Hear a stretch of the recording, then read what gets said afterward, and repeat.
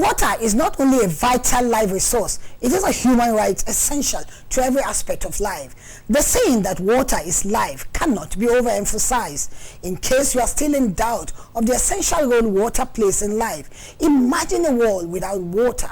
Scary, right?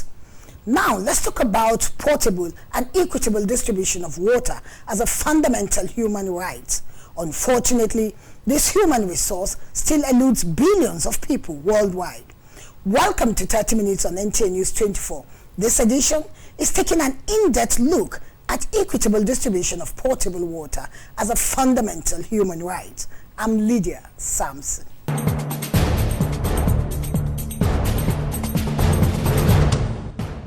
A first report by Ibrahim Bello Gunda will x-ray the concept of equity in water resources distribution, how critical it is to ensure that all individuals, regardless of their socioeconomic status or location, have access to adequate and safe water supply, how this principle underscores the importance of addressing disparities in water access and equity, particularly for marginalized communities and vulnerable populations. Ibrahim Bello Gunda, what's your finding?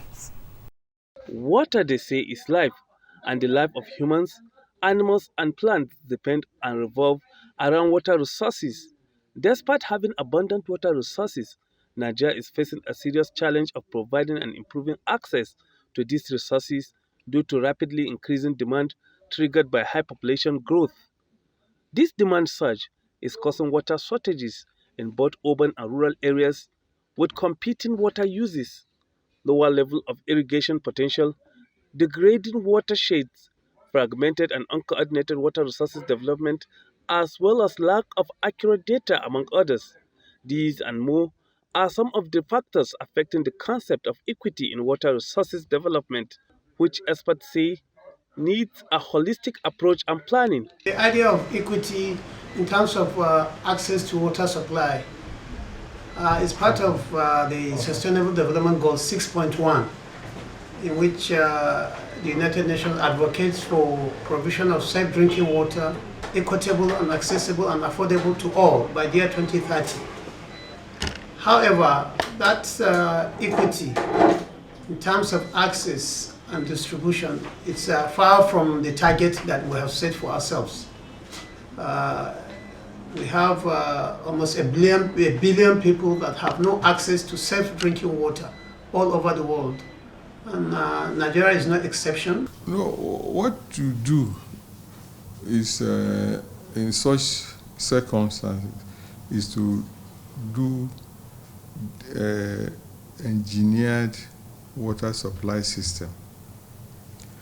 What we have now is haphazard development of water resources infrastructure. And usually it's the common one is the boreholes that people provide at will. But in a standard setting, what will be done will be to look at a cluster of communities and say, okay, let's have impound some existing water, natural water courses, to have a sufficient raw water, have a treatment plant, and distribute from there to all those who need the water.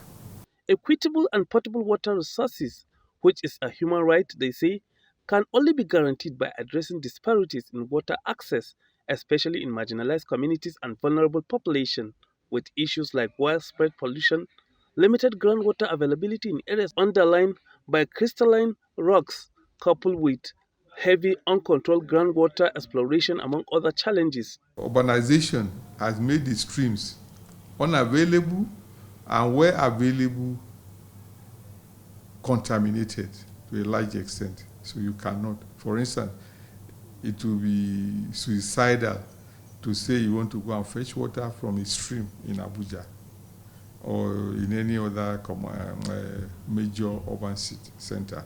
So, but the mentality people carry from into the urban center is the village mentality, which does not work. Communizing water supply, the place of water. So that's why some state capitals don't have water, because the development is at the lowest ebb So the streams there are a bit safe. I mean, not that they are good quality water, but they have good quality water in the streams, but they are safe enough for them to live by. Where you have surface water being treated from waterworks and sent to the households, there should be that provision in various sections of the town and cities. In our rural communities where the pipe-borne water has no reach, we leverage on exploitation of the groundwater resource through the drilling of boreholes and wells. So once we do that, we have decentralized the system in such a way that each community now has a small water scheme where we train artisans to operate and manage the scheme. And in that way, you are improving access. The challenges related to water resources management must be addressed to ensure countrywide access, adequacy, and sustainability. We must balance all societal water needs while ensuring that at least groups such as women, indigenous people, the disabled persons, and youths are not marginalized. Let me reiterate the commitment of this administration to continue collaborating with development partners and donors in engaging with a range of stakeholders and supporting government's strategic approach to proper execution of water policies in the country. The lack of adequate management and coordination of the nation's water resources has also led to so many threats to its water sources, with governments at all levels being called upon to assume greater responsibility for overall management of water resources, which experts say stakeholders are often not consulted or involved in the planning, development, and management of the nation's water resources, which results to unreliable projects that hardly meet majority of the population needs. It's not like God has not done much, but there's no unity of purpose among the stakeholders. For instance, there are institutions at the federal level, for instance, for managing our watershed under the Federal Minister of Water Resources by having a water commission, water resources commission, that harness those resources of the various agencies to have like a one-stop shop.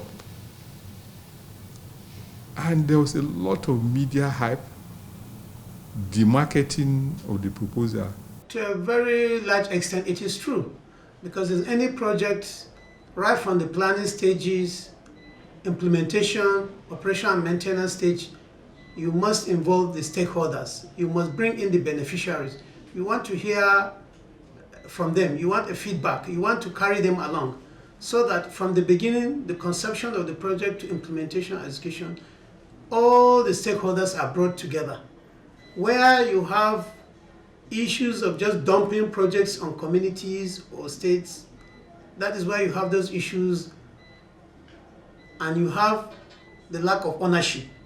With potable water resources referred to as water that is safe for consumption and can be transported efficiently and essential in meeting basic human needs, how can this be attained since Nigeria has tried dams, reservoirs, among others, yet challenges remain enormous? In fact, there's nothing we want to do in Nigeria that we cannot do, in truth. It's just when we're not ready, then we don't. So, is it possible? Yes. Is it happening? To some extent. For instance, in the FCT, Nyanya has water. The people who live in Nyanya are, well, the original inhabitants of Nyanya are those who are the junior cadre of the civil service. So, but they do have water. They are, so, and if you look at also the structure of even the FCC, it has accommodation for the low and the high. And anybody who is within the FCC has water. So to that extent, it is realizable and it is happening in Abuja. Now, for other parts of the country, it's difficult to say. The reason being that the government, subnational governments, are not paying sufficient attention to water supply. They take it too casually for my liking. You have incidences of people doing boreholes and all the rest. That's not what effective water supply system should be.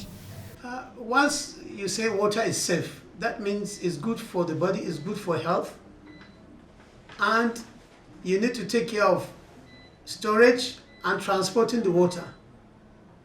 So once you do that and it's safe at the point of consumption, then it becomes wholesome. It becomes what we call potable water. So, but even if the source is safe, but during the transportation and handling is contaminated, then it becomes unsafe. Stakeholders interviewed are of the opinion that coordinated strategy at all levels for holistic water supply model for the whole country as well as action plan should be developed to fully address some of the critical challenges with definite time frame.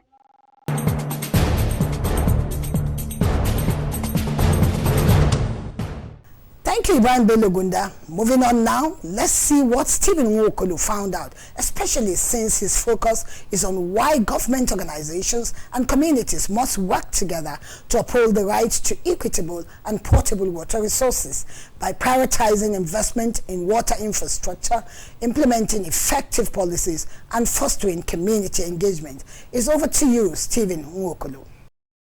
It is a fact that addressing the issue and challenges mitigating equitable and portable water supply in Nigeria requires a multifaceted approach involving government, organizations, and communities. Stakeholders are of the view that government must deliberately invest in infrastructure and ensure the allocation of sufficient funds for the development and maintenance of water supply infrastructure across the country. As you are aware, the United Nations Sustainable Development Goal 6.1 makes provision for equitable and affordable provision of safe drinking water for all by the year 2030. Just like 6.2 also advocates for provision of basic sanitation and hygiene for all by the year 2030. However, as a nation, we are not there yet.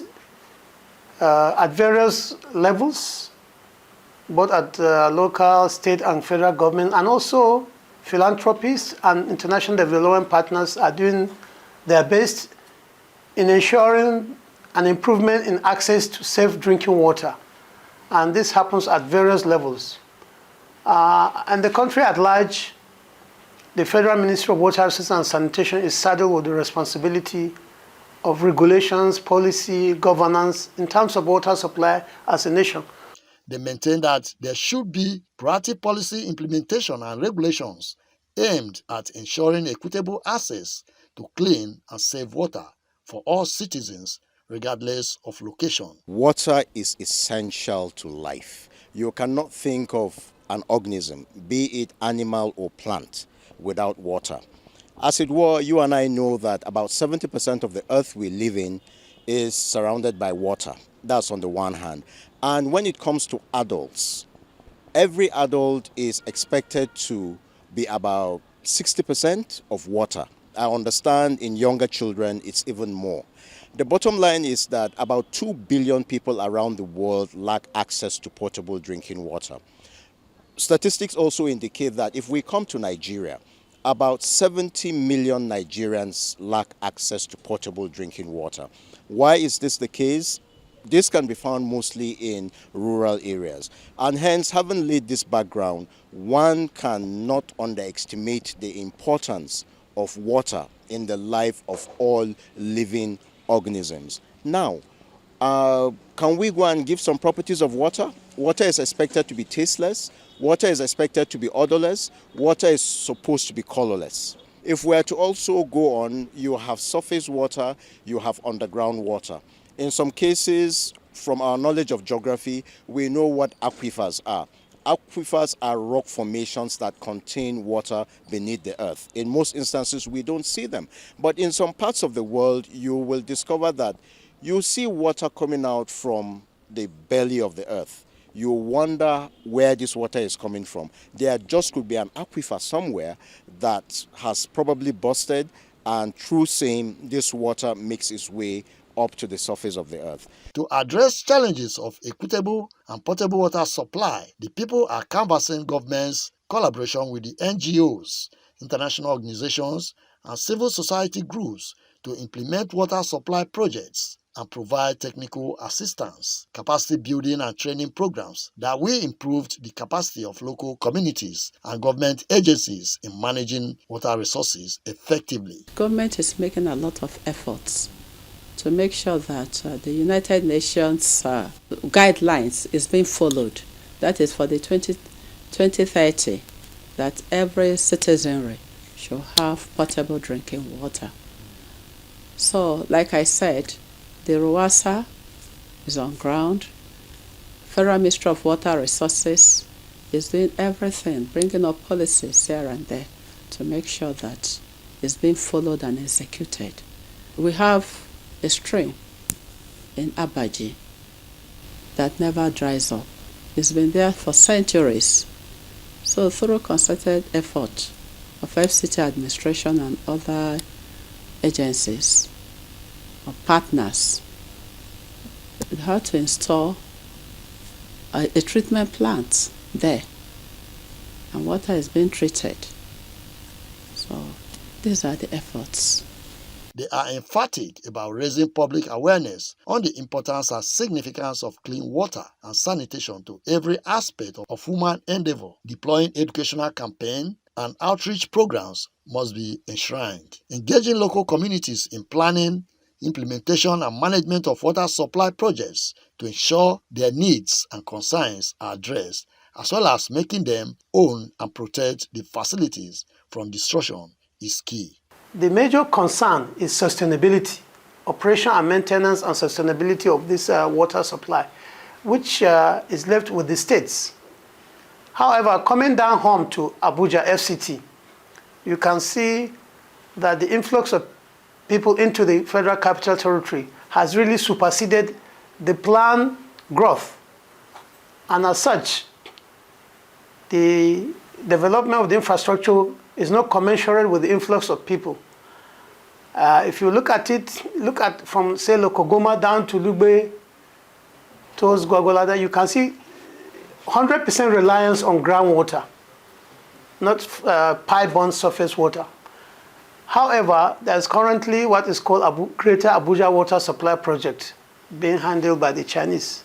It is hoped that with the completion of this Greater Abuja Water Supply Project, is going to improve water supply situation in the Federal Capital Territory. But for now, reliance is heavily on groundwater, especially those that are outside the Federal Capital City. So there is really a major challenge. And with the current advocation for water being a human right by the United Nations, it means that just like life itself, we breathe, so to have clean drinking water is also a human right. It must be provided. Indeed, empowering communities to take ownership of water resources infrastructure through initiatives such as community-led water management committees by promoting water conservation, sustainable water management practices at the community level, the respondents say, will go a long way in ensuring long-term access to clean water. I can assure you that in this country, I think when it comes to potable drinking water, 30, 40 years ago, probably the population no doubt was less, but we had more access to potable drinking water. The population is every day expanding. Cities are every day expanding. But urban and regional planners probably have not taken cognizance of that. And as a result, the shrinking water availability is on the rise, as much as population is also on the rise. Some are of the view that regarding the acknowledgement of the right to water and sanitation by the United Nations, Nigeria has made some progress in improving access to clean water over the past 14 years. However, significant challenges remain particularly in the rural areas and informal settlements where access to water remains limited. Access to clean and potable water is indeed a fundamental human right, as recognized by the United Nations in the year 2010. The concept of equitable access to water resources means that every individual, regardless of their socioeconomic status or geographical location, should have access to sufficient quality of clean and safe water for drinking, sanitation, and hygiene. We commonly call it WASH. Attaining a situation where potable water is considered a universal human right in Nigeria, sustained efforts stakeholders say needs to be strengthened to address the underlying issues of infrastructure development, governance, and community participation. What we will describe as potable water is about 37% of water, and the other ones are probably seawater and what have you. So they are not treated.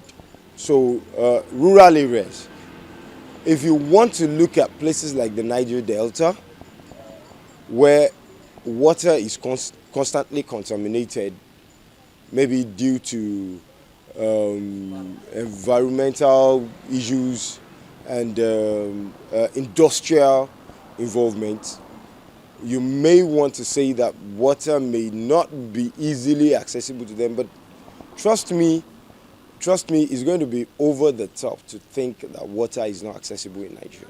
Water in Nigeria is very much accessible, and I'm sure, I'm very confident that in Africa, in Nigeria especially, water has never been a problem when it comes to its portability. This, they noted, requires a commitment from all stakeholders to prioritize water supply as a fundamental human right while working together towards achieving universal access to clean and safe water for all Nigerians. More than 3 billion people worldwide depend on water that crosses national borders. Yet, only 24 countries have cooperation agreements for their shared water. As climate change impacts increase and population grow, there is an urgent need within and between communities to unite around protecting and conserving man and animals' most precious resource, water. It is time to unite around water and use water for peace. Remember, water is life. Thanks for watching. We'll be back again next week with another critical issue. I'm Lydia Samson.